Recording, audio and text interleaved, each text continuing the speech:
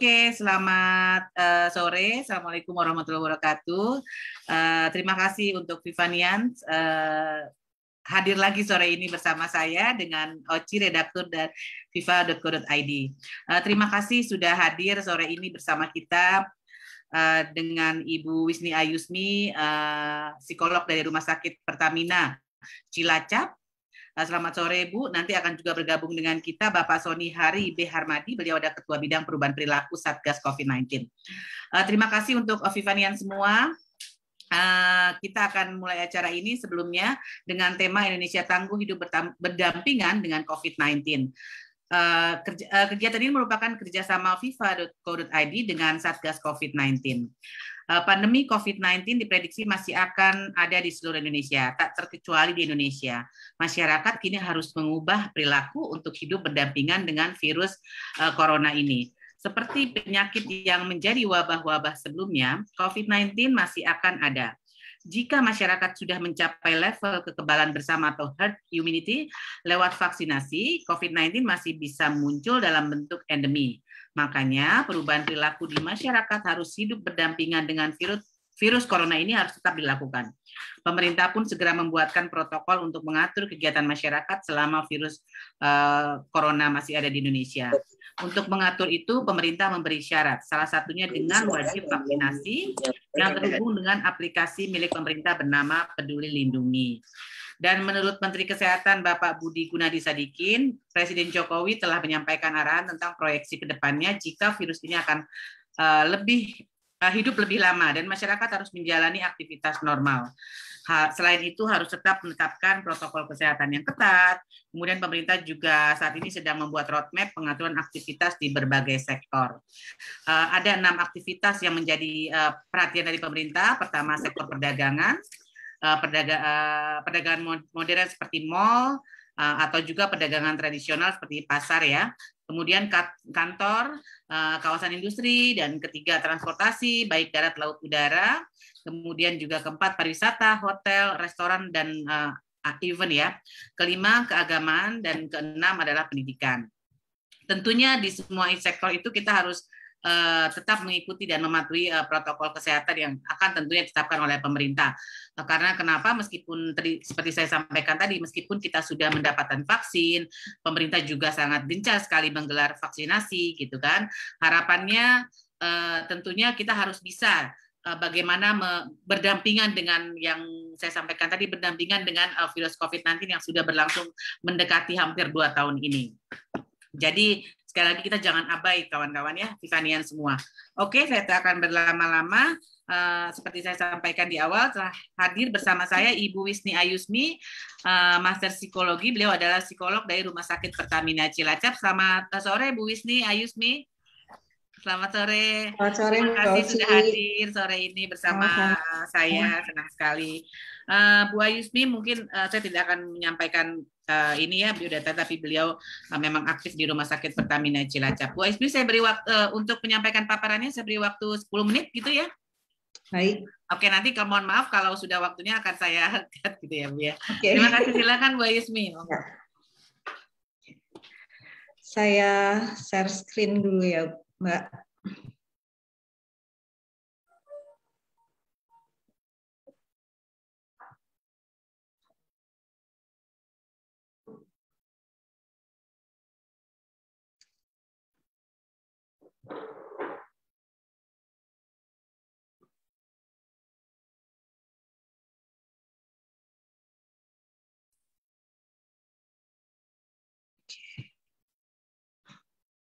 Sudah terlihat ya Mbak Oci?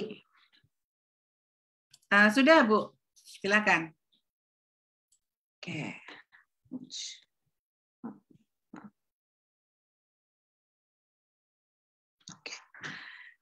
Bismillahirrahmanirrahim. Assalamualaikum warahmatullahi wabarakatuh. Waalaikumsalam warahmatullahi wabarakatuh. Selamat sore. Hari ini saya punya waktu 10 menit ya Mbak Oci, untuk semoga sampai nih ya Mbak Oci, 10 menit. Lebih dikit nggak apa-apa ya. Oke. Apa kabar semua rekan-rekan, teman-teman saya, kayaknya banyak juga yang datang. Ya, rekan-rekan lain, salam kenal. Saya Wisni, gitu ya, akan menyampaikan di sini temanya adalah Indonesia Tangguh, gitu ya, hidup berdampingan dengan COVID. Nah, saya ambil tema yang sama, gitu ya, tidak jauh beda, gitu, menjadi tangguh seperti itu ya. Tapi sebelum menjadi tangguh, apakah teman-teman, rekan-rekan di sini semua sehat? Mbak Uci sehat? Alhamdulillah Mbak sehat karena masih Sehat. WFH. Sehat fisik, sehat mental ya. Ya, ya itu penting banget kayaknya. Ya, nah mungkin kita akan bahas itu. Bagaimana kita berdampingan dengan COVID-19 ini. Sebetulnya sudah hampir 2 tahun ya, akan masuk 2 tahun atau sudah 2 tahun. Jadi mungkin sudah ada yang di tahap resilient. Resilient itu sudah biasa, sudah berdampingan juga dengan COVID dan biasa. Tapi ada juga kelompok yang rentan gitu ya. Mungkin memang sudah punya permasalahan atau riwayat psikologis gitu ya. Jadi hal ini menjadi pengaruhnya besar sekali. Tapi apakah itu wajar kita cemas, takut? Karena pasien-pasien saya, Mbak Uci, sampai saat ini pun masih ada yang datang karena keluhan COVID gitu ya. Hari ini saya akan bahas pandemi, kemudian seputar psikologis masalah ya, masalah-masalah psikologis yang muncul, kemudian kesehatan mental, kemudian bagaimana pengelolaannya. Nah, di sini pandemi ini sendiri adalah situasi di mana infeksi suatu jenis penyakit menular yang menyebar di seluruh benua di dunia, gitu ya. Ancaman kesehatan global ya dan menyebabkan kelumpuhan nyaris seluruh sektor karena membatasi aktivitas manusia. Dan sekarang sangat dibatasi sekali ya, sampai saat ini pun kita udah level berapa Mbak Uci? Udah PPKM Level-level Mbak. Berlevel ya, dan itu tentu saja harus ada yang pasti terjadi, harus kita mempunyai kemampuan adaptasi gitu ya dalam kondisi ini. Kemudian ada ketidakpastian ini mau sampai kapan. Kemudian ada berikutnya perubahan perilaku. Tadi juga sudah disampaikan Mbak Oci ya, ada pengantar kita akan ya merubah beberapa kebiasaan seperti itu, dan itu mungkin sudah dilakukan sekarang ini. Oke. Nah, pikiran, perasaan dan pikiran yang muncul selama pandemi mungkin macam-macam ya. Setiap orang pasti berbeda. Gitu. Saya akan coba beberapa yang sering muncul gitu ya, dari beberapa pasien yang datang, kemudian beberapa rekan yang mengeluhkan itu, apakah keadaan bisa kembali seperti semula gitu ya, kenapa harus saya, mungkin yang terkena COVID atau keluarga yang terkena gitu ya, kok tidak ada perubahan, sudah mau 2 tahun, sampai kapan? Ya, dan ini menimbulkan perasaan lelah, bingung, ada peran atau tanggung jawab lain selain sekarang kan peran sebagai ibu bukan hanya sebagai ibu saja ya, di rumah bisa kemarin sharing beberapa ibu-ibu di sini gitu ya. Selain mengurus rumah tangga, ada juga sekarang peran jadi guru gitu ya, dari anaknya berjenjang, ada SMA, SMP, SD, pelajarannya semua beda gitu ya. Jadi itu juga membuat kadang-kadang jenuh, marah. Kemudian di sini ada bukan juga merawat, kalau misalnya hal tersebut membuat beban kita pasti karena kita merawat keluarga, mungkin ada keluarga yang sakit gitu ya, pekerjaan rumah, daring anak-anak, pandangan negatif lingkungan, walaupun sekarang mungkin stigma itu sudah agak berkurang, tapi masih ada juga, karena ada teman saya juga cerita setelah kena COVID gitu ya, lingkungan pun tidak segera menerima gitu, ada aja keluar, mau kemana dan lainnya, padahal sudah dinyatakan negatif gitu. Itu ada juga yang seperti itu. Kemudian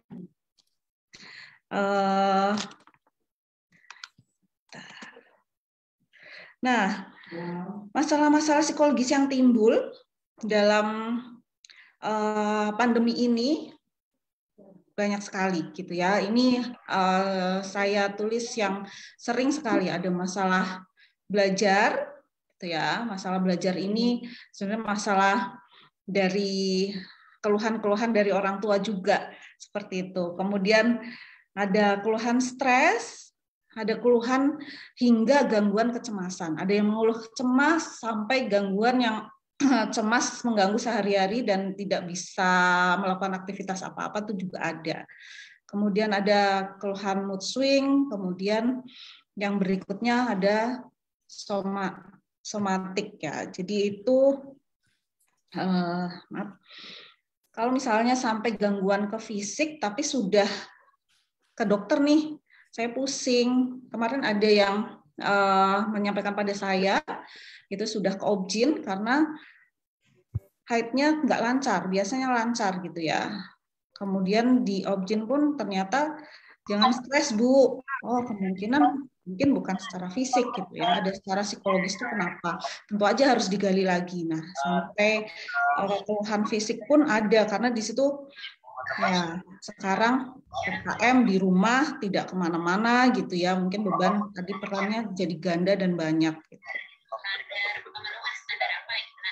Nah kemudian di sini ada kita akan melihat COVID-19 dan kesehatan mental gitu ya. Nah, sekarang COVID ini kan bukan hanya penyakit ya, tapi menjadi wabah yang dibilang sekarang bencana gitu. Tapi bencana yang beda.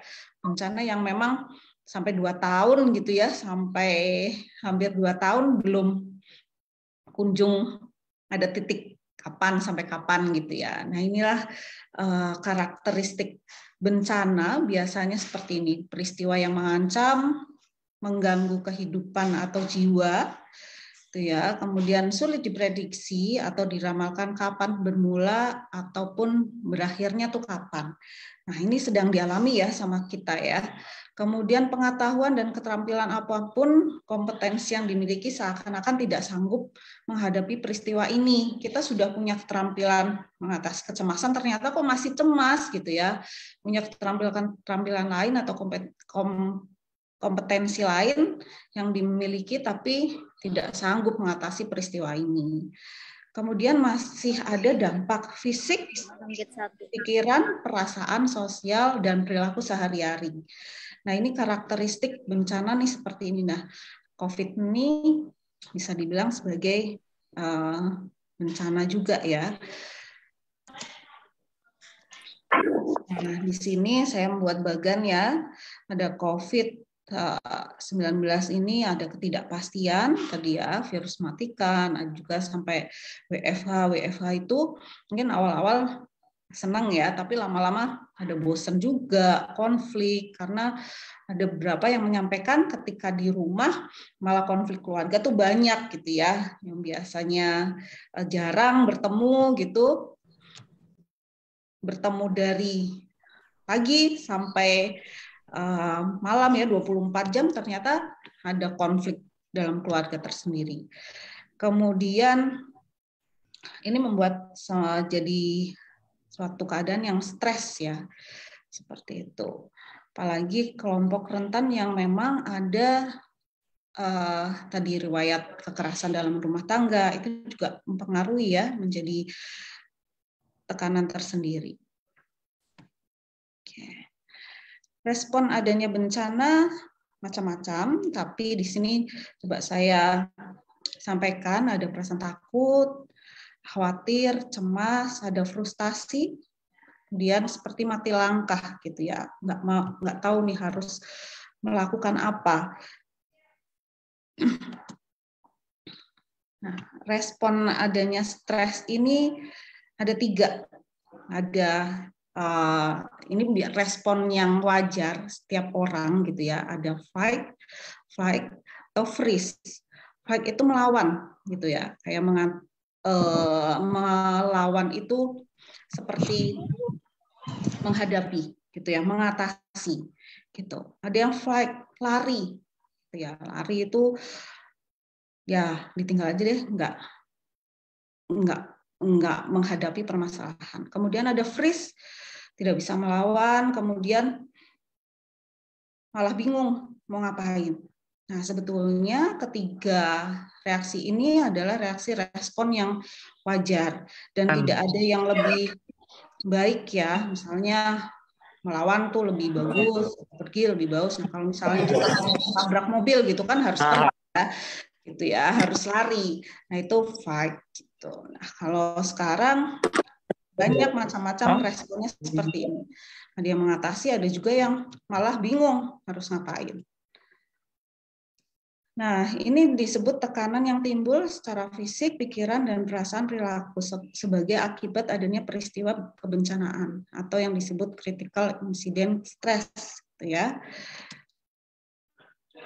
Apa yang harus kita lakukan? Itu mungkin Bapak Ibu di sini dan rekan-rekan sudah memiliki cara, apalagi udah 2 tahun ini akhirnya kita udah terbiasa gitu dengan masker, dengan social distancing, dan semuanya sudah terbiasa gitu, menjadi kebiasaan yang baru.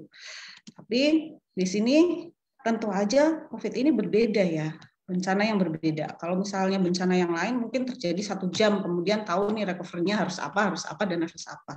Sedangkan kalau COVID-19, bencana ini nggak tahu mau sampai kapan gitu ya, harus apa yang dilakukan gitu. Tentu aja ada yang dalam kendali dan tidak terkendali. Yang tidak terkendali ya situasi yang sekarang ada PPKM gitu ya, itu kan kita tidak bisa mengendalikan. Kemudian ada peningkatan gitu ya, itu yang tidak bisa kita kendalikan. Nah, yang bisa dilakukan adalah apa hal yang dapat kita kendalikan, tentu aja perilaku kita gitu ya. Kemudian hal-hal yang kita meningkatkan kompetensi kita, keterampilan kita dalam mengatasi ini. Dan kita bisa lihat indikator kesehatan mental di sini gitu. Yang pertama adalah mampu merealisasikan potensi diri. Kita kembali ke kesehatan mental. Menjadi tangguh itu saya merangkum ada poin-poin ini gitu ya.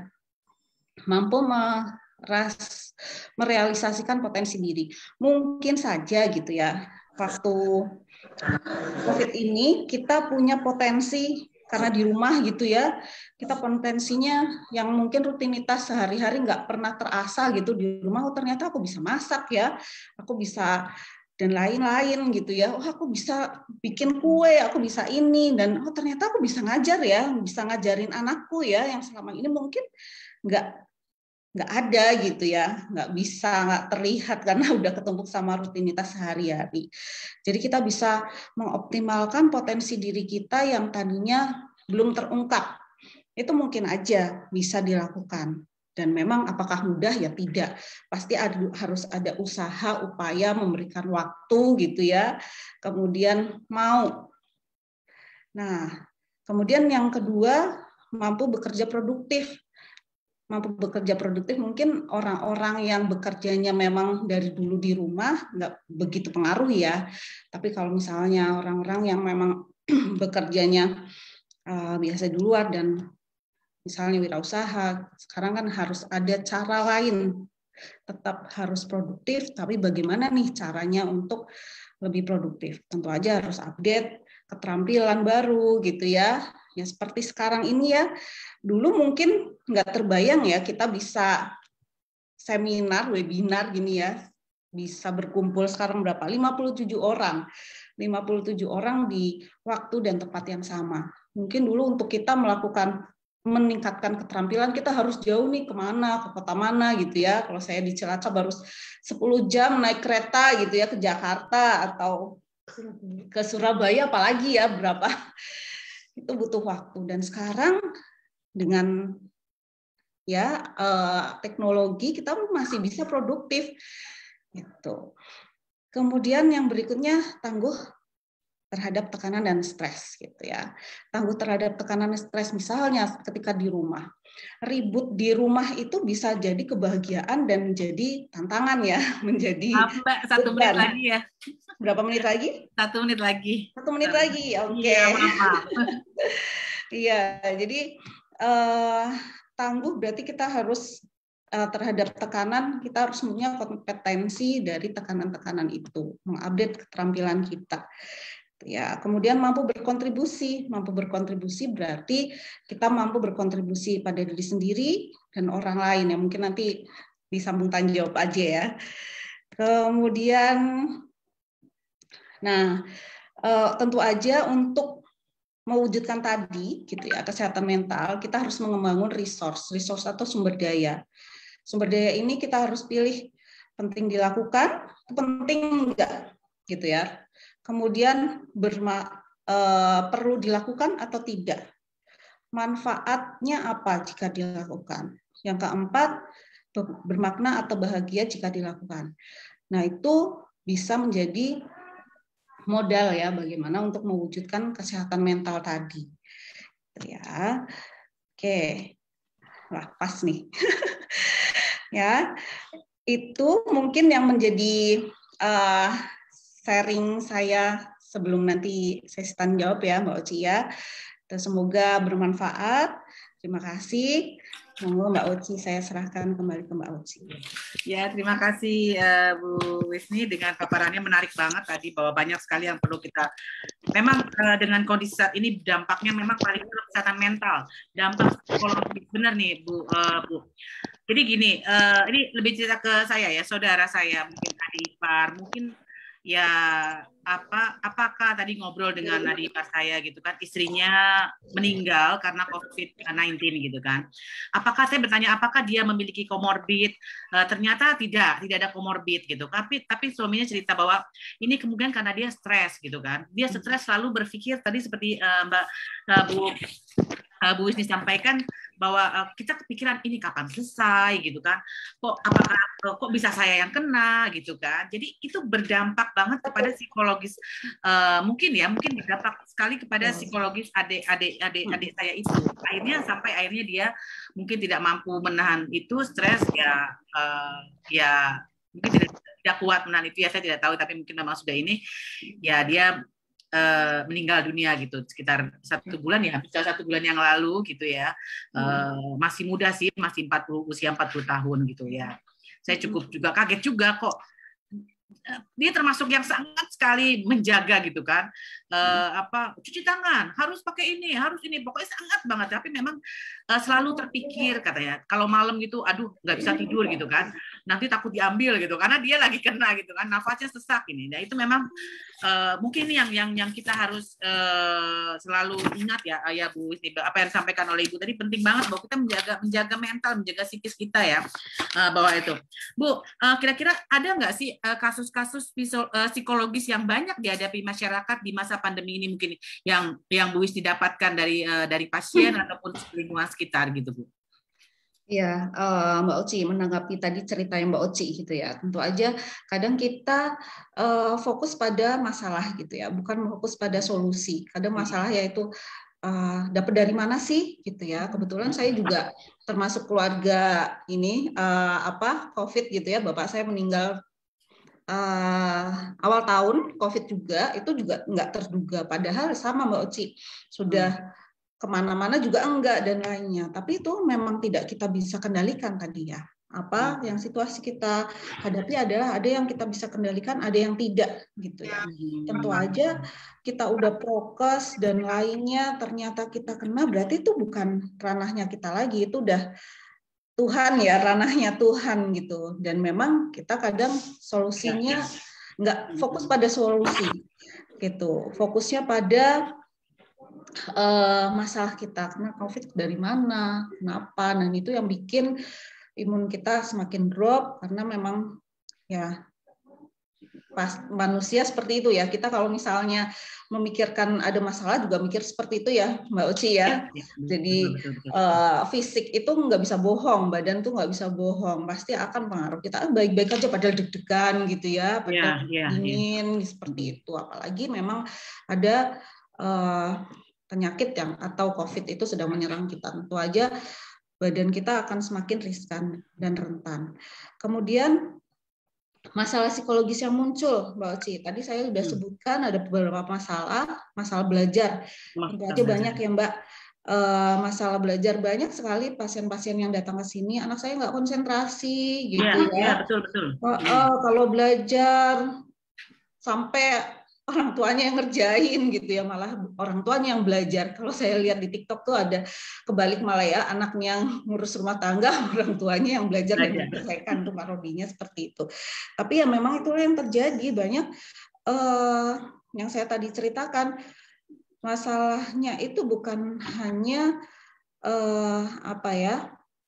masalah belajar aja, tapi jadi hubungan dengan keluarga itu, misalnya, aduh Bu, saya tuh jadi pengen main tangan gitu ya, ngeliat anak saya itu ini ya nggak selesai gitu ngerjainnya, jadi KDRT dong nanti ya, jadi tadinya nggak ada kekerasan dalam rumah tangga ada gitu. Kemudian masalah keluhan cemas. Saya merasa cemas, saya takut keluarga saya kena COVID gitu ya. Ada yang mengeluh seperti itu, masih dalam toleransi frustasi dia masih bisa melakukan aktivitas sehari-hari. Ada juga sampai gangguan cemas gitu ya. Gangguan cemas itu sampai sehari-hari dia sangat terganggu, nggak bisa ngapa-ngapain, lemes dan lainnya. Itu juga ada. Kemudian ada yang sampai tadi ya kekeluhan fisik juga yang akhirnya ada timbul penyakit baru, itu juga ada. Nah, sebetulnya saya juga mau menyampaikan nih, ada penelitian di Ikatan Psikologi Indonesia gitu ya tentang masalah belajar.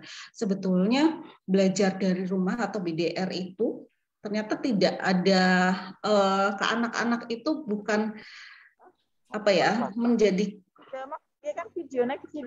sumber stres yang utama gitu ya.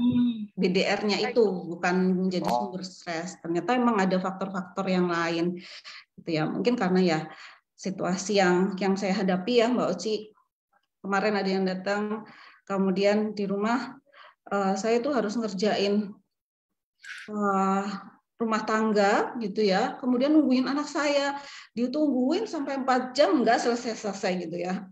Kemudian pekerjaan saya kan numpuk jadinya. Jadi saya uring-uringan, pengen marah gitu. Dan itu sering terjadi seperti itu Mbak, masalah-masalah psikologis yang datang. Selain keluhan cemas, stres gitu ya, gangguan tidur juga ada sampai seperti itu. Apalagi mendengar berita-berita yang sekarang banyak ya di media massa gitu, juga banyak yang jadi pengaruh ke dirinya. Gitu, Mbak. Iya. Memang ini selain ke kita juga orang tua, juga anak-anak ya, apalagi kan kita harus belajar dari rumah itu tadi ya Bu Wisni ya. Itu memang kayaknya jadi tugasnya berlipat-lipat gitu ya. Iya, dan setiap hari harus dikumpulin gitu kayaknya ya. malah mungkin untuk orang yang bekerja gitu ya di yang akhirnya WFH gitu kan. Jadi pekerjaan seperti tidak habisnya. Anak-anak sekolah juga sepertinya tidak ada habis-habisnya belajar gitu. Saya juga ngeliat kok anak saya dari pagi mulai belajar sampai sore semua dikerja sampai malam. Loh, ngerjain apa? PR. Loh, jadi benar-benar dikerjakan. Kok kayaknya rumah itu jadi sekolah, jadi kebalik. Harusnya kan rumah itu adalah tempat untuk dia istirahat, ibaratnya gitu ya.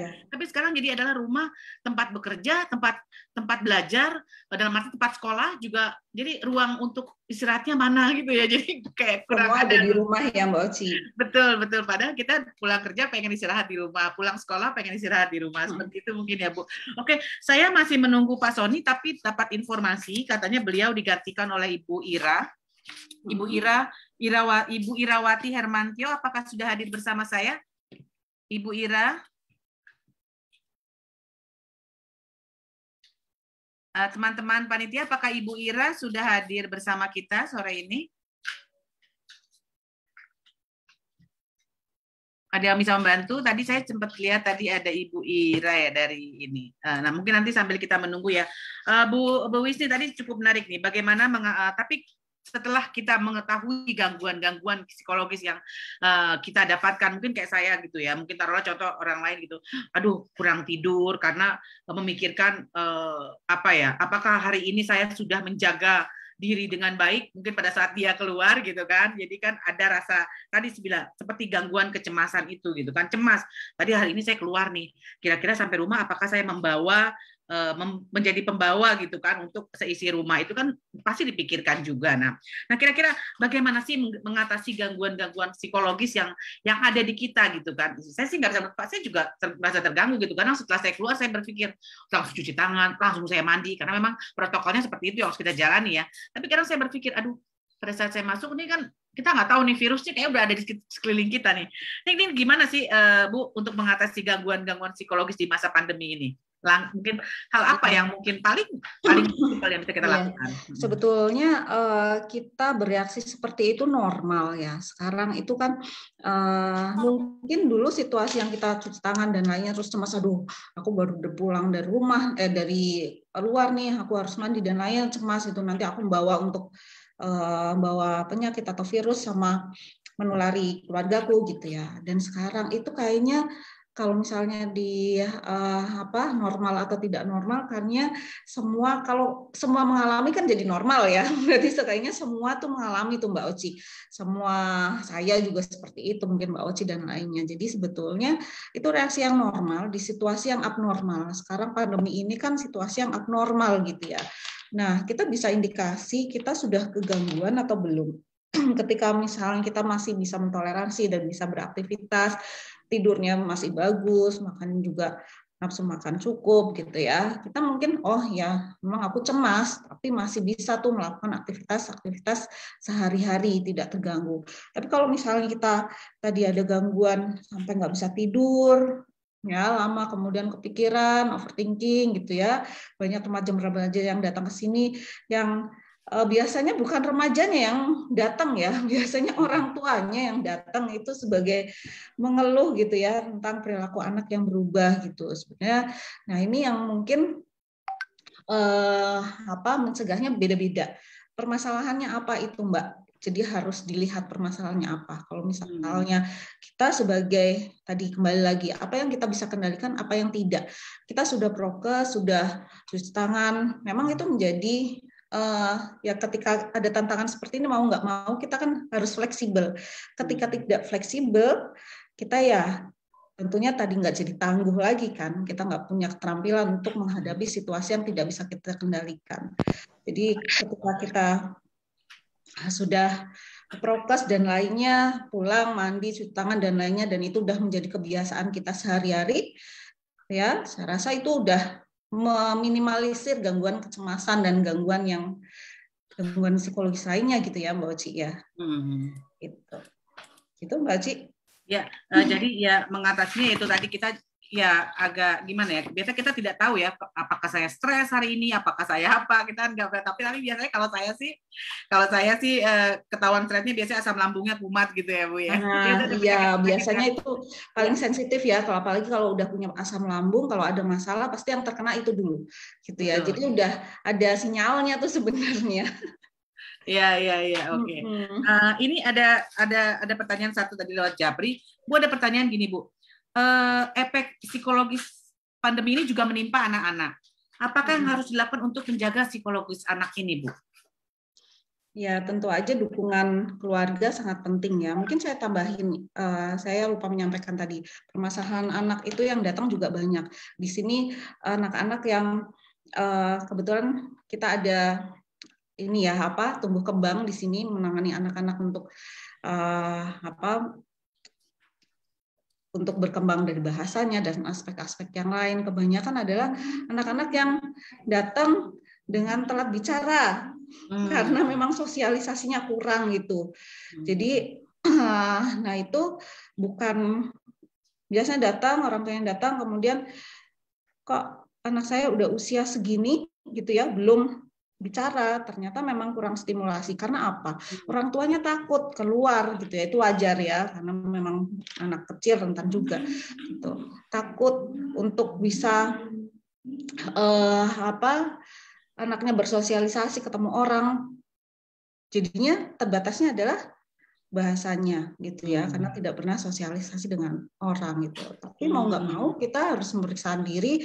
Kemudian sekarang beberapa anak yang ternyata dideteksi ternyata gangguannya speed delay di terapi sekarang sudah sesuai dengan perkembangannya gitu ya. Nah, anak-anak secara psikologis tadi saya nambahin nih Mbak Oci tentang biasanya anak-anak menimpa ke belajar di rumah. Nah, ini kok penelitian ini gitu ya, kondisi psikologis siswa ikut BDR ini ya, belajar di rumah sebetulnya lebih baik gitu ya daripada yang tatap muka gitu ya. BDR ini tidak menimbulkan stres yang lebih tinggi dibandingkan metode pembelajaran yang lain. Sebetulnya itu Mbak Oci. Kemudian berdasarkan temuan ini, kondisi psikologis siswa saat ini tidak berbeda dari kondisi sebelumnya saat ini, tidak berbeda dari kondisi yang lalu ya sebelum pandemi gitu.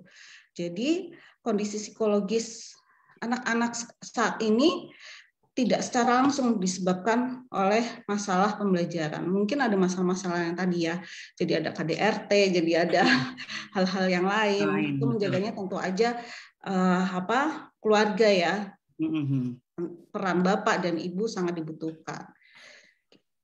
Iya, oke. Ya, Bu Wisni, ini kita masih menunggu Bu.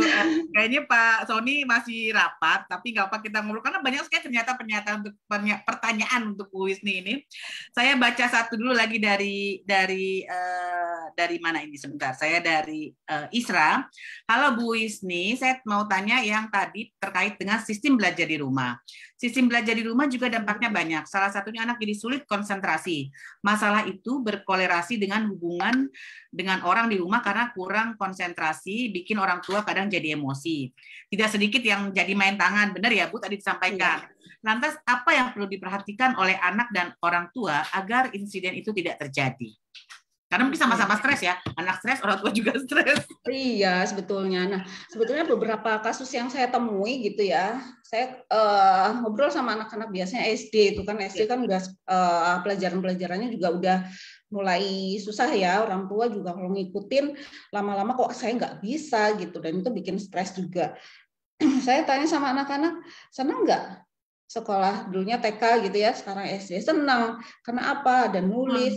Padahal keluhan orang tua adalah dia susah nulisnya tuh lama banget, nggak selesai-selesai. Saya nungguin. Ini permasalahannya di mana? Di orang tua atau di anaknya gitu ya? Jangan-jangan orang tuanya saat ini memang mau nggak mau gitu ya.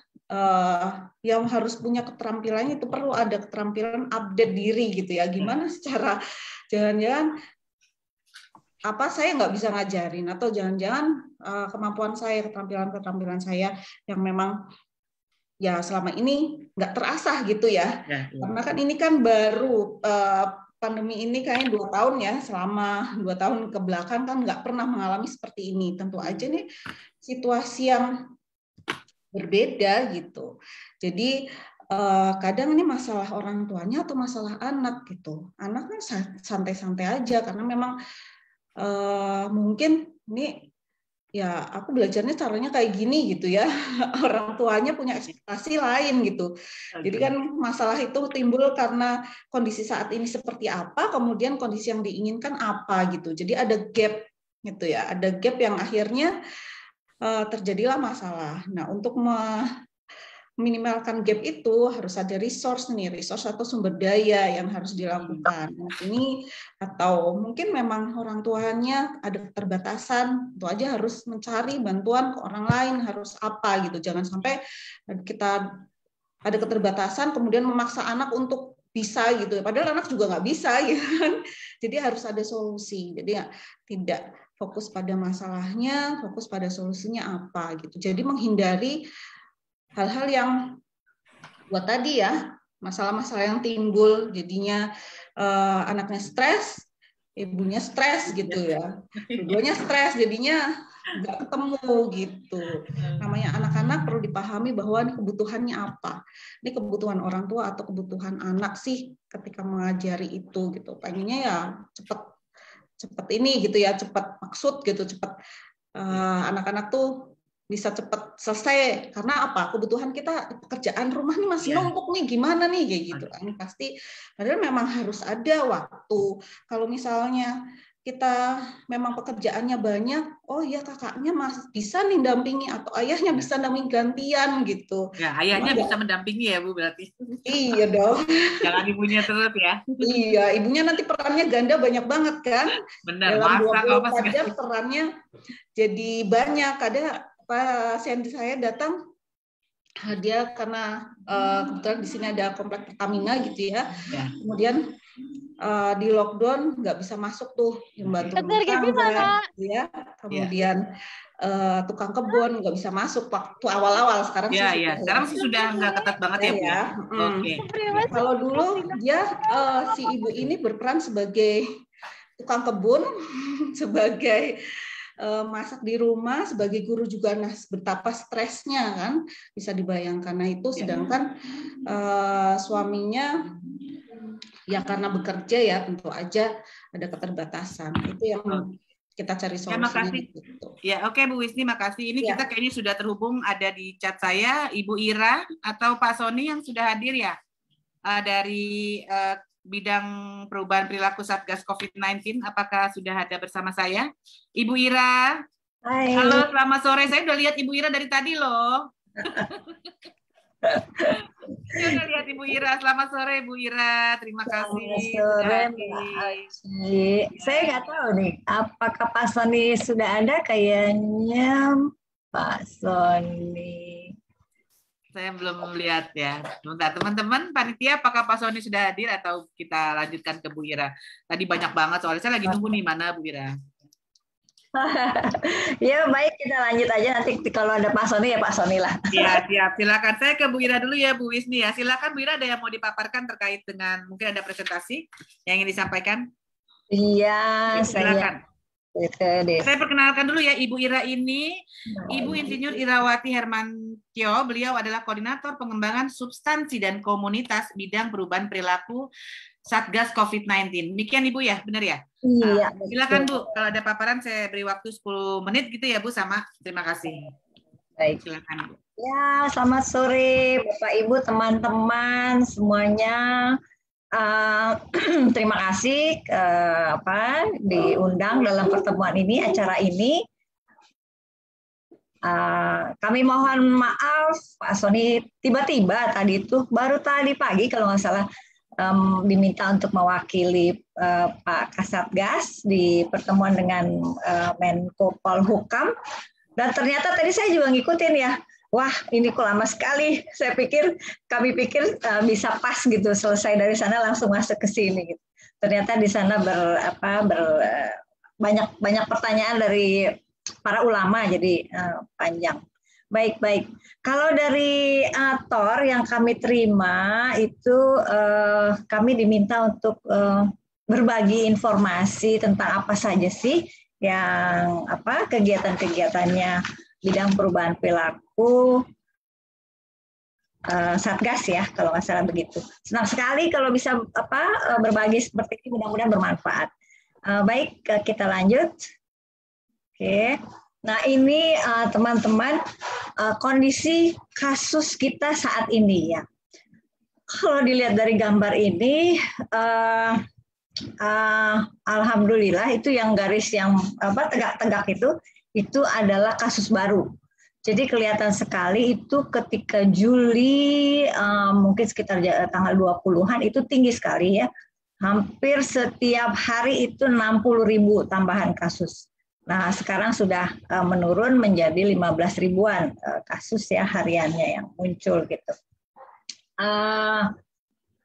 Tapi tetap aja kita harus menekan sampai seminimal mungkin.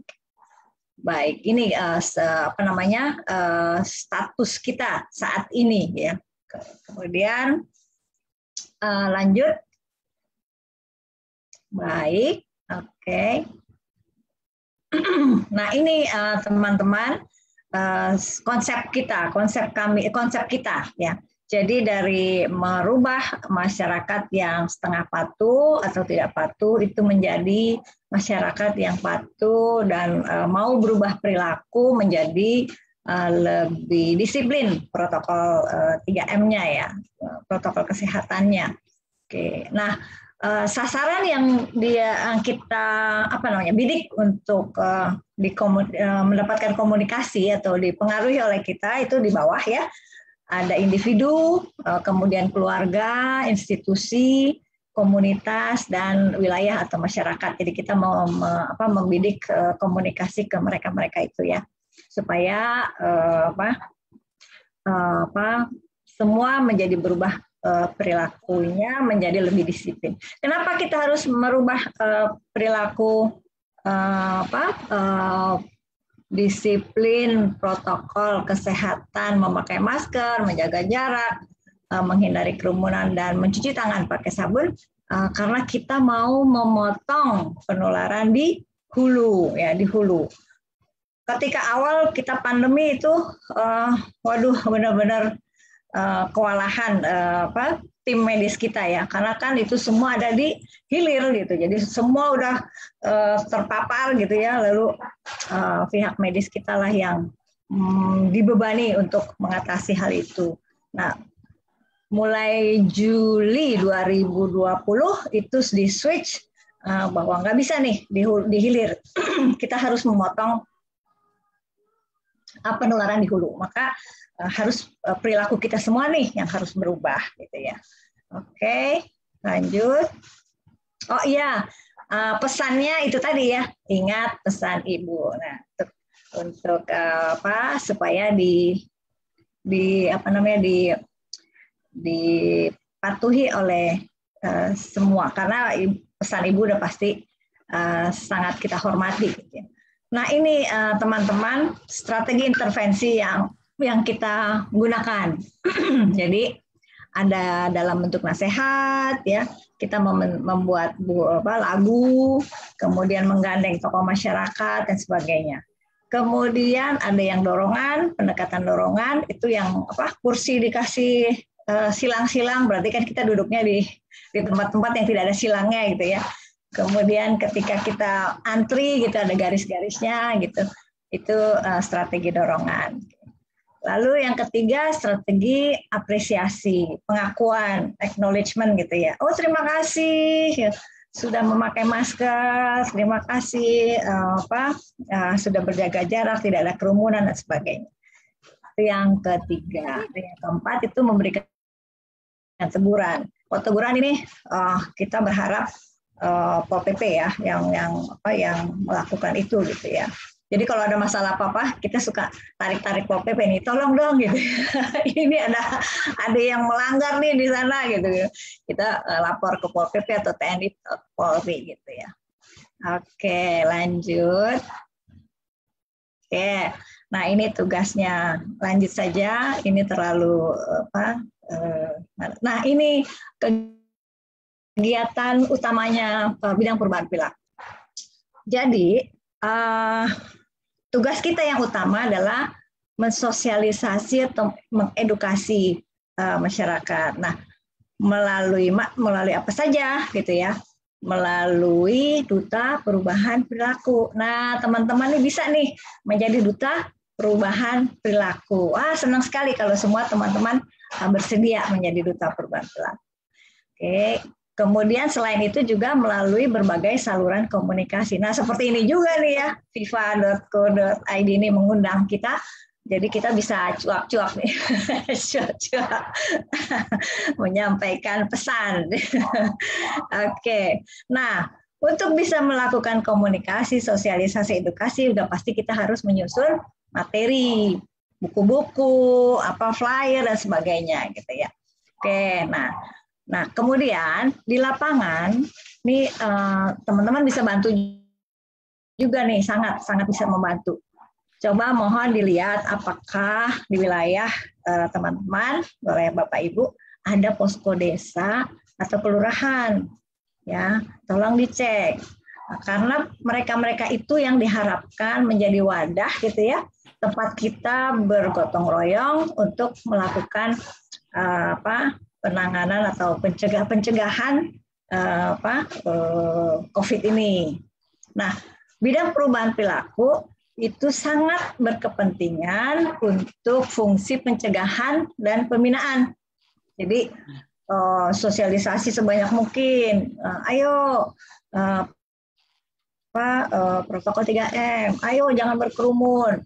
Ayo coba ditahan dulu ya, jangan bikin pesta gitu ya. Oke, nah yang terakhir itu kerjasama pentahelix seperti ini nih, kerjasama ini, kerjasama itu gitu ya.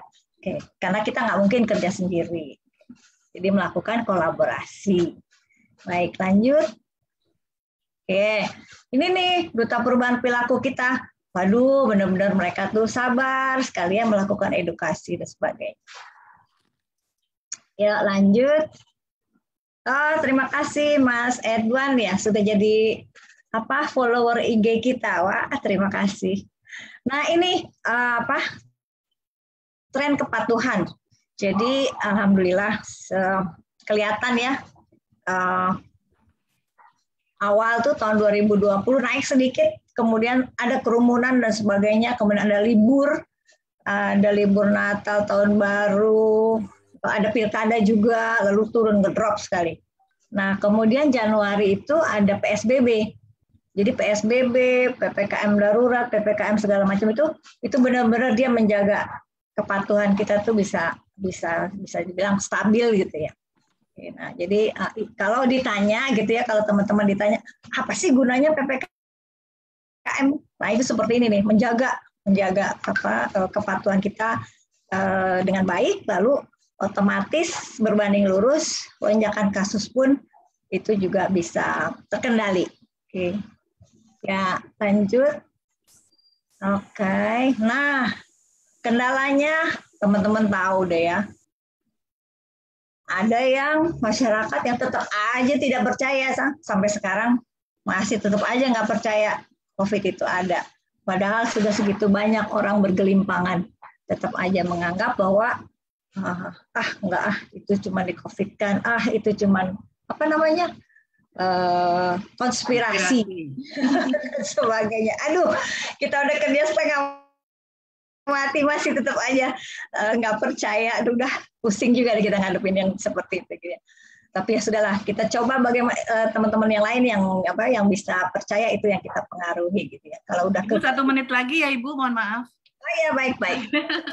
Baik. Hoax tuh ya, waduh, yang namanya hoax ini benar-benar. Ya, lanjut. Oke, terus aja deh ya, tinggal 1 menit ya. Ya Bu, tanya jawab aja kita Bu ya, banyak pertanyaan soalnya nih Ibu nih udah ada pertanyaan. Lanjut, oke, sampai mana kita sebagai yang perlu disampaikan ya. Terus aja deh, terus. Tadi Mas Edwan, oke, sudah membaca, udah ya, berarti udah banyak juga nih yang sudah masuk Instagram kita. Oke, ini gotong royong kita dalam hal 3M, 3T, dan vaksinasi ya. Kita harus bergotong royong untuk mensukseskan 3 hal ini, 3 strategi ini. Ya, lanjut. Baik, terus. Oke, ini supaya berdampingan dengan COVID, karena kita nggak tahu nih kapan COVID itu akan berhenti. Jadi kita justru harus beradaptasi dengan COVID ini. Lanjut. Oke. Terus satu lagi. Oke, yang penting adalah menyeimbangkan ya antara ekonomi dengan kesehatan. Tapi kita sudah pasti harus protokol 3M dan sebagainya itu. Apa istilahnya? Adaptasi baru ya. Adaptasi baru. Oke. Adaptasi kebiasaan baru. Oke, lanjut saja. Terus nanti ini bahannya kami share, jadi teman-teman bisa mempelajarinya. Ya, lanjut. Oke, terus terus ini yang perlu kami sampaikan, sekian macam buku. Silakan teman-teman ambil di Instagram kami. Silakan yang belum follow Instagram kami @satgasperubahanperilaku. Itu, dan kami sangat senang kalau teman-teman yang belum menjadi duta perubahan perilaku menjadi duta perubahan perilaku. Terima kasih Mbak Oci. Ya, terima kasih Bu Ira, banyak sekali ya ternyata yang paparan materi Ibu Ira sangat, saya pikir semuanya kayaknya bermanfaat banget, dan yang paling utama adalah kita bagaimana kita coba beradaptasi lagi dengan kehidupan kita saat ini yang harus berdampingan dengan COVID-19 ya kan, bahwa kita udah mulai terjadi perubahan pola hidup, gaya hidup dan sebagainya. Seperti kemarin saya sekolah juga mulai lihat di sekolah-sekolah sudah ada tambahan cuci tangan dan alat sabun ya, wastafel dan lain sebagainya gitu kan. Terus juga beberapa di mal-mal juga pun demikian, di pusat perbelanjaan pun demikian gitu kan. Jadi memang sudah mulai berubah ya Bu ya. Tapi Bu Ira, saya ingin menanyakan nih Bu Ira. Tadi sempat menanyakan bahwa ada tren kepatuhan sekitar 80% sampai 80% sampai 88%. Itu kan ada kenaikan ya dibandingkan tahun lalu. Ini sebetulnya Bu, sulitnya di mana sih teman-teman di Satgas di perubahan perilaku Satgas COVID-19 ini merasa kendala-kendala yang paling apa ya? Tidak mungkin kita tidak hanya di kota besar, tapi apalagi kota besar ya, karena banyak sekali seperti Jakarta yang harus ini. Kira-kira masyarakat masih belum awareness tuh terhadap apa Bu? Penggunaan masker atau mereka cuci tangan atau seperti apa Bu? Dari 3 atau 5M atau 3M itu Bu yang masih dilihat oleh tim Satgas Perubahan Perilaku. Ya, kalau yang pertama itu masih tetap aja ada sebagian masyarakat yang belum percaya adanya COVID. Tuh, walaupun udah kayak begini masih tetap aja gitu. Nah, untuk yang percaya itu alhamdulillah ya dari tadi kan 80-an% itu 60% itu sebetulnya mereka udah sampai ke tingkat kesadaran. Jadi bukan hanya kepatuhan ya, tapi kesadaran. Jadi memang udah menganggap bahwa penting nih gitu ya. Jadi otomatis mereka memakai masker, mencuci tangan dan sebagainya. Nah, yang 20%, hampir 30% itulah yang masih harus diawasin gitu ya, dengan PP dan sebagainya itu ya. Kalau ada baru dia pakai tuh yang namanya masker gitu. Nah, tapi antara 3 itu ya, masker relatif lebih patuh mereka. Kerumunan biasanya yang agak betul.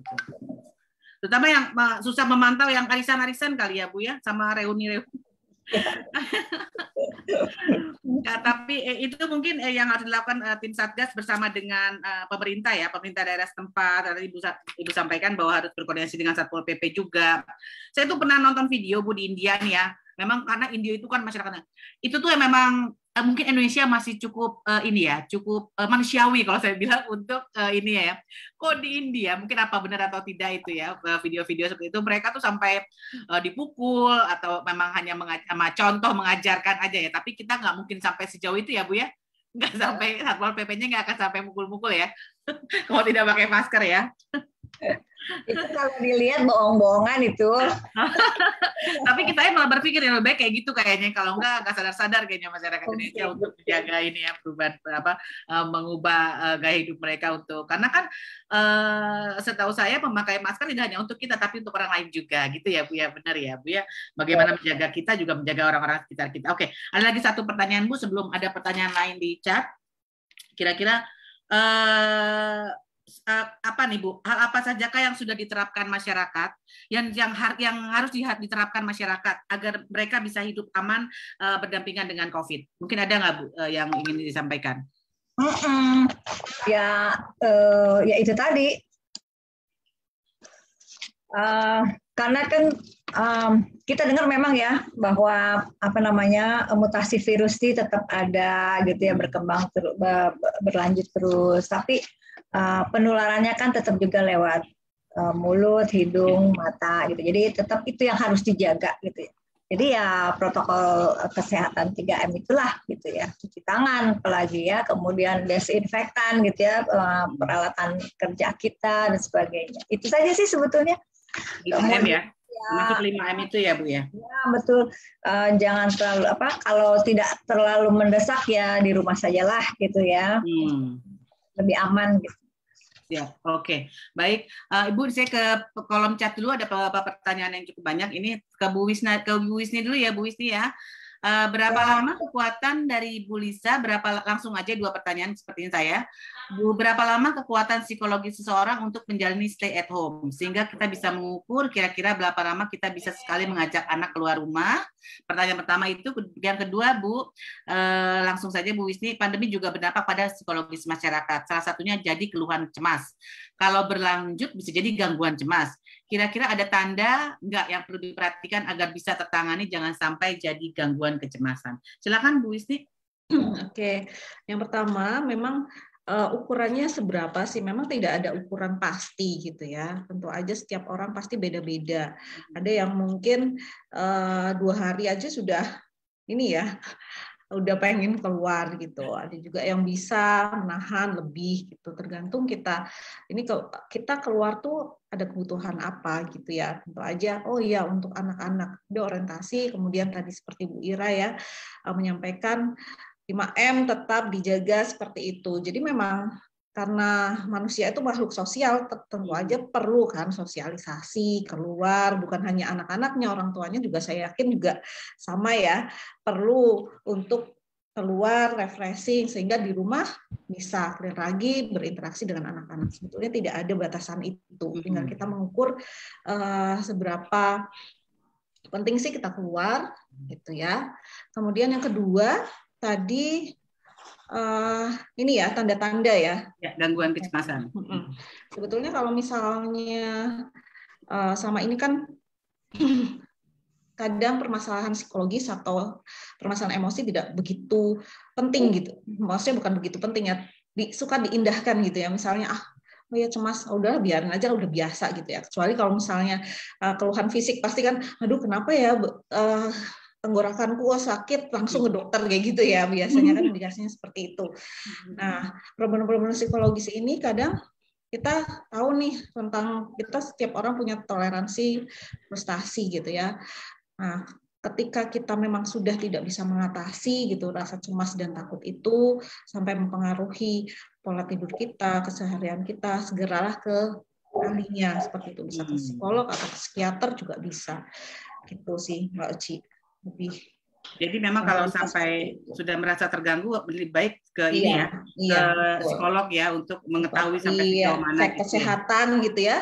Iya. Kalau check up juga penting sebenarnya gitu. Iya, oke. Bahwa karena kondisi saat ini kita juga tidak tahu ya apa-apa sebentar-bentar baru pilek sedikit ke dokter padahal udah langsung stres mikirnya nih, aduh kena COVID nih gitu kan. Mulai sesak sedikit kayak saya nih. Karena saya punya gejala asma kan. Beda kalau misalnya kita cemas gitu ya, takut gitu, pasti udah biarin aja numpuk-numpuk, jadi gangguan cemas gitu kan, kadang seperti itu dan datang udah kondisi yang gangguan cemas itu lebih lama lagi recovery-nya. Itu berbahaya ya Bu, sampai tadi sampaikan bahaya kan bisa juga mempengaruhi kondisi fisik juga kan. Jadi imun malah bisa menurun imun ya? Iya betul. Oh gitu, Oke, terima kasih Bu. Iya, sama-sama. Saya lanjut ke Bu Ira ya. Bu Ira ada pertanyaan. Ini Bu Ira dari Pak Muhammad Eko Fitrianto. Selamat sore Bu Ira, saya mau bertanya. Saya membaca publikasi dari Satgas COVID. Dari yang pahami dan saya baca data yang ditampilkan adalah informasi terkait dengan deskripsi perilaku. Dan saya belum melihat tentang pengukuran perilaku. Apakah saya terlewat kata dia gitu kan? Terkait dengan strategi intervensi. Pertanyaannya adalah bagaimana cara pengukurannya dan bagaimana hasil tersebut dijadikan umpan balik pada strategi intervensi berikutnya. Silakan Bu Ira. Iya, terima kasih Pak Eko Fitrianto. Oke, tadi pertanyaan tentang ukur ya, tolak ukurnya. Kami memang belum atau sudah ada mempublikasikan. Kayaknya belum ada memang di buku-buku kami tentang tolak ukurnya ya, bagaimana mengukurnya itu. Tapi yang kami lakukan itu gini. Jadi para duta perubahan perilaku yang sekarang itu sudah ada 111 ribuan ya di seluruh Indonesia. Itu mereka melapor kegiatan edukasinya melalui aplikasi monitoring perubahan perilaku. Nah dari situ tuh salah satu pertanyaannya adalah menurut dia memang ini objektif ya, artinya tergantung dari pendapat si duta perubahan perilaku sih melihat situasi yang ada di sekitar dia. Kita minta mereka mengisi skor gitu ya. Sudah seberapa baikkah lingkungan mereka memakai masker, menjaga jarak gitu ya. Itu nanti mereka menilai. Dari situ kita lihat nih di dashboard. Nah, jadi dari situ kelihatan daerah sini ini masih jelek, daerah sini sudah mulai bagus dan sebagainya gitu. Nah, kemudian ada juga pertanyaannya apakah yang mereka edukasi itu jadi kan setiap duta perubahan perilaku dia harus melaporkan berapa banyak juga orang yang dia edukasi. Nah, dari sekian orang yang dia edukasi itu apakah menerima edukasi dari yang bersangkutan, apakah menolak gitu ya. Menolak juga disebutkan gitu. Nah, pada umumnya yang menolak itu sedikit. Jadi yang lebih banyak menerima atau malah berkomitmen untuk oh, ini ada Pak Sony. Selamat sore Pak Sony. Mohon maaf. Halo, saya nggak apa-apa Bu Ira, terus mohon maaf saya baru habis selesai langsung gabung, nggak apa-apa. Terusin aja Bu Ira, makasih. Selamat sore Pak Sony. Sore Bu Rohimawati. Bu Oci panggilannya. Ya, Oci Bu. Oci Pak. Ya, baik Bu. Mohon maaf ya, mohon maaf banget. Ya, terima kasih. Ada Bu Ira kok sama aja. Ya baik, terima kasih. Ya. Oke, seperti itu ya Mas Eko, Mas Eko. Kemudian yang kedua tentang intervensi. Intervensi itu tidak bisa satu cara untuk semua gitu ya. Tapi kan kita lakukan secara mix, secara campuran. Seperti nasihat tadi kan bisa pakai lagu, itu memang bisa untuk semua.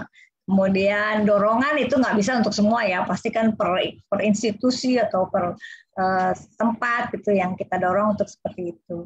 Jadi itu bisa dilihat situasional dan skala mikro gitu ya.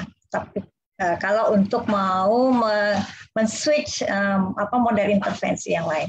Kalau misalnya dinasehatin nggak bisa, ya udah ditegur lah ya, gitu kan.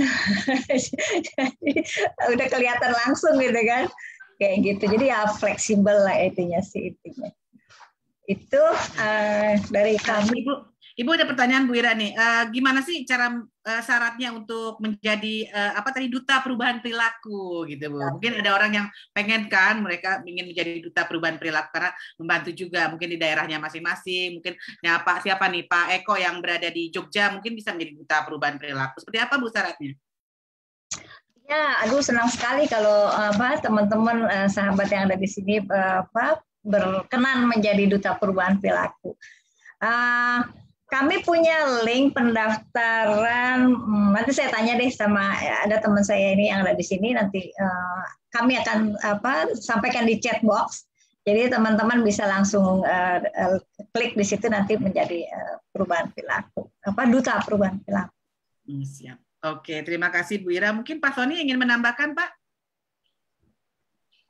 Apa ini? Duta perubahan perilaku? Tidak hanya duta perubahan perilaku, Pak, tapi kira-kira saat ini pihak Satgas Perubahan Perilaku sudah melihat kesadaran masyarakat sudah gimana sih Pak terkait dengan COVID-19 ini, selain tadi sampaikan karena masih adanya hoax, masih adanya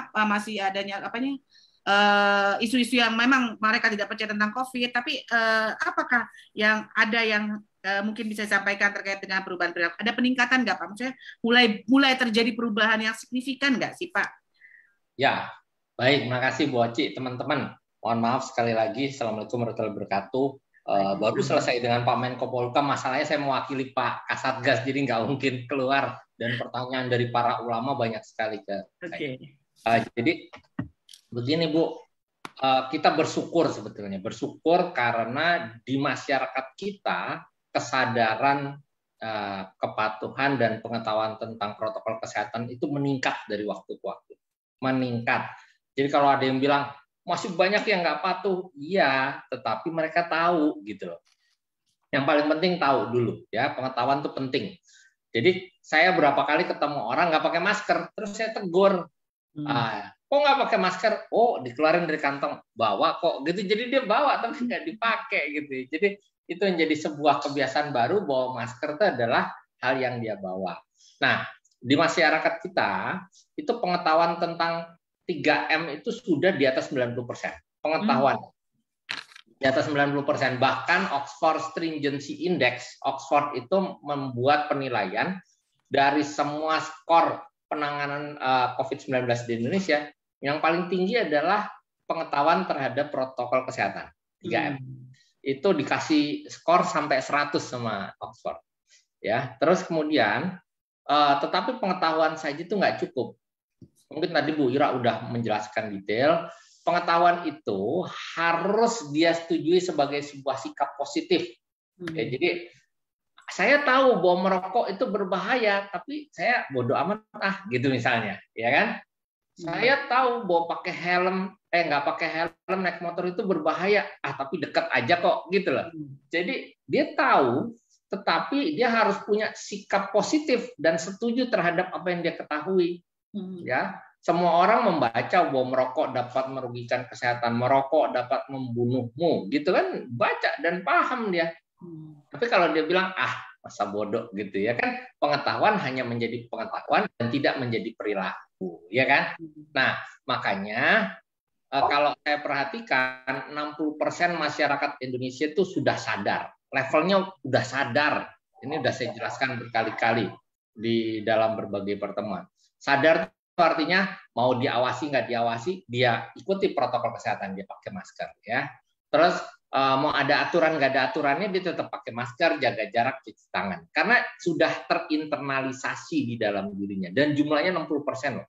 Menurut saya itu jumlah yang sudah sangat baik. Nah, yang 30% itu levelnya patuh. Patuh itu levelnya di bawah sadar. Kalau patuh itu dia laksanakan, ya, kalau ada aturan. Dia laksanakan kalau ada yang ngawasi, gitu loh. Ya, jadi itu levelnya 30% yang patuh. Yang 10% ini memang nggak sadar dan nggak patuh. Nah, jadi 10% ini dia akan cenderung menolak gitu ya. 5-10% cenderung akan menolak apapun kebijakannya. Nah, jadi selalu akan ada yang seperti itu.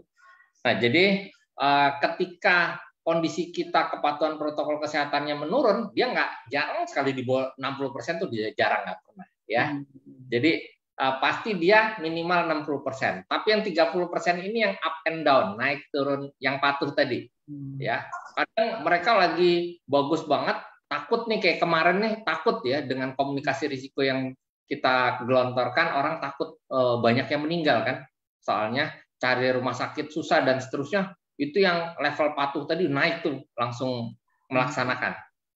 Ya, begitu nanti kondisinya udah agak lemah, mereka bisa turun lagi tuh. Jadi naik turunnya fluktuatifnya yang di 30% tadi. Nah, kita sekarang upayanya adalah menginternalisasi pengetahuan menjadi kesadaran bagi yang 30% dan merubah dari tidak percaya menjadi percaya bagi yang 10%. Gitu kira-kira Bu Aci. Jadi kita tetap bersyukurlah ada perubahan progres. Ya, Pak Sony menarik nih tadi, mengubah 30% itu menjadi mereka naik ke 40% dan 10% menjadi 30%. Langkah apa yang dilakukan oleh teman-teman di Satgas Perubahan Perilaku ini untuk mengatasi itu, Pak?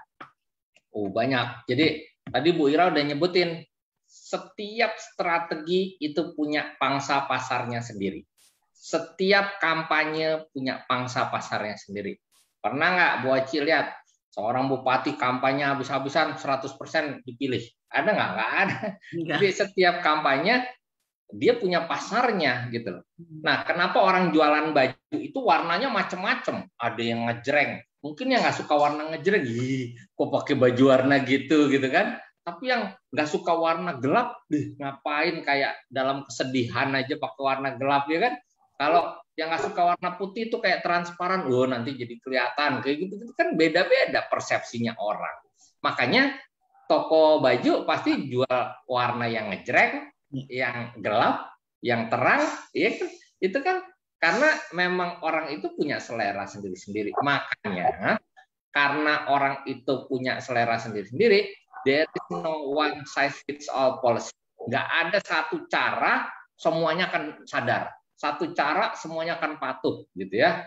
Dekati para tokoh agama, tokoh masyarakat, iya, tapi nggak semuanya juga patuh kayak gitu, ya kan? Nah, jadi kita pakai berbagai pendekatan. Dari mulai pendekatan gaul, ya, pakai TikTok. Bu Ira aja joget-joget tuh ya, pakai TikTok. Pakai TikTok. Terus kemudian, apalagi? Anak-anak sekarang senang sama Instagram. Kita pakai Instagram. Follower kita alhamdulillah lumayan lah, 32.400-an. Silakan nanti ikut ya, follow @Satgas Perubahan Perilaku.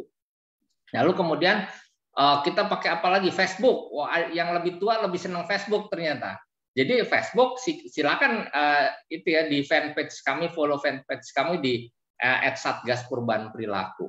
Nah, terus kemudian ada yang suka pakai podcast, kita bikin podcast ya.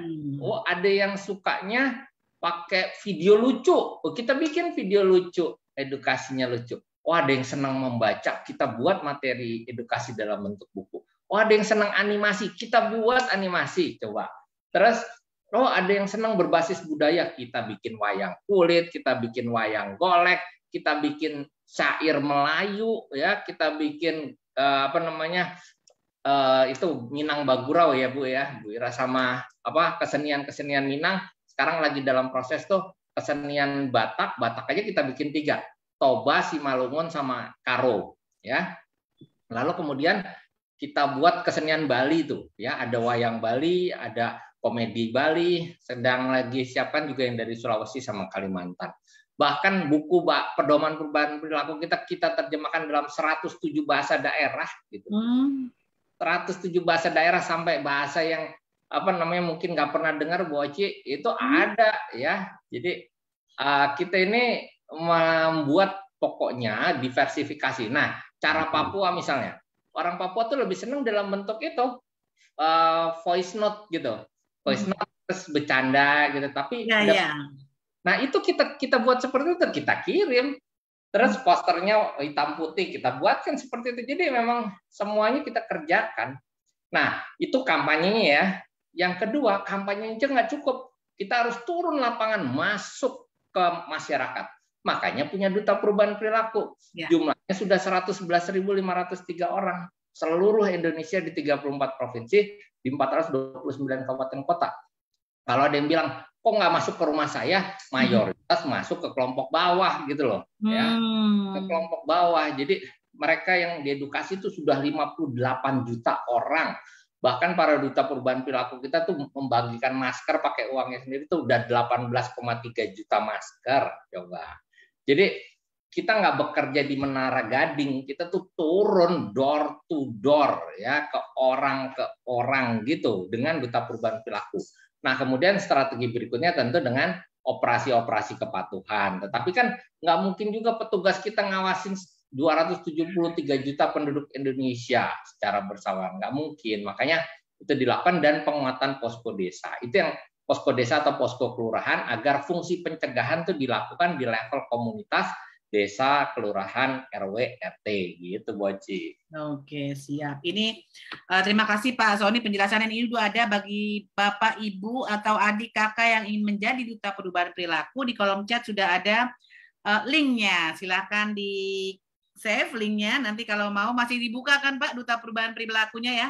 Pendaftarannya siapapun boleh menjadi Duta Perubahan Perilaku. Karena ini khusus loh. Ini khusus loh Bu Oci. Jadi kemarin kita udah buka ya. Beberapa hari yang lalu udah ditutup, tapi ini boleh lah untuk yang di sini nih. Nah, terima kasih. Jadi silakan daftar sekarang ya, daftar sekarang. Jadi pas acara ini, jadi supaya ketahuan daftarnya dari sini. Terima kasih Pak. Tugasnya nggak berat kok ya, hanya mengubah perilaku orang-orang supaya menjaga tadi 5M ya Pak ya, gitu ya Pak Sony ya. Kita membantu, saling membantu ya Pak ya. Tidak hanya media membantu melalui edukasi seperti ini, sosialisasi, juga kami membantu teman-teman semua di Satgas COVID, juga membantu di pihak nakes, rumah sakit, bagaimana mensosialisasikan masyarakat untuk kita bisa berdampingan dengan COVID-19 ini. Gitu ya Pak Sony, Bu Ira, dan Bu Wisni. Ini karena waktu juga kita udah lewat 18 menit, tapi masih banyak pertanyaan, tapi gini aja deh. Saya ingin 3 narasumber saya ini memberikan closing statement yang tentunya harapannya agar memberikan pencerahan untuk kita semua, bagaimana kita harus hidup berdampingan dengan COVID-19. Karena kita tidak tahu sampai kapan pandemi ini akan benar-benar berakhir. Harapan kita tentunya harus berakhir ya Pak ya, Pak Sony, Bu Ira, dan Bu Wisni. Saya minta untuk Bu Ira dulu mungkin closing statement-nya. Bu Ira, silakan. Baik, terima kasih Mbak Oci. Nih satu kehormatan nih.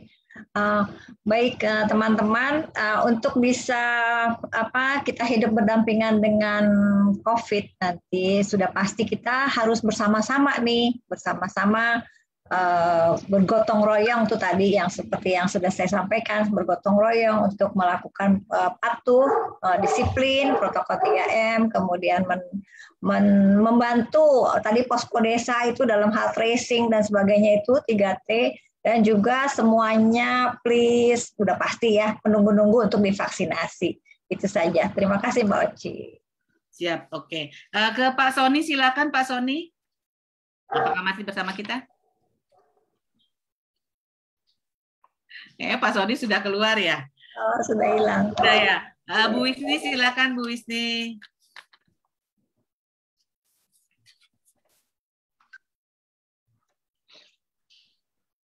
Ya, untuk terakhir, terima kasih.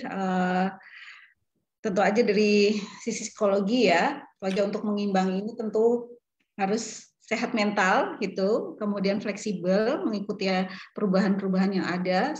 Ketika kita fleksibel gitu ya, insya Allah kita akan sehat mental juga karena tidak menjadi beban ya.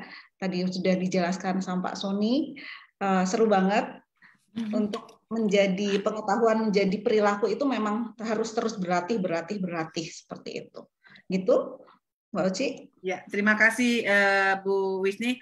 Baiklah teman-teman, Vivanian semua, acara webinar Viva Talk sore ini berakhir. Mudah-mudahan akan memberikan banyak pencerahan buat kita semua bagaimana kita hidup berdampingan dengan COVID-19 itu yang memang harus kita mengubah gaya hidup kita, mengubah perilaku kita, dan saya pastikan jangan lupa untuk selalu menggunakan double masker saat berada di luar rumah, mencuci tangan, menjaga jarak, menjauhi kerumunan. Itu penting sekali teman-teman di tengah meskipun sudah mendapatkan vaksin COVID-19. Dan saya juga mengingatkan yang belum vaksin untuk segera vaksin karena ini untuk menghindari atau beresiko paparan yang lebih berat lagi ya, begitu Vivanian semua. Sekali lagi saya sampaikan kegiatan ini merupakan kerjasama viva.co.id dengan Satgas COVID-19 untuk mengedukasi masyarakat tentang bagaimana kita menjaga kita di tengah pandemi COVID-19. Sekali lagi terima kasih. Wassalamualaikum warahmatullahi wabarakatuh. Kepada narasumber juga saya ucapkan terima kasih.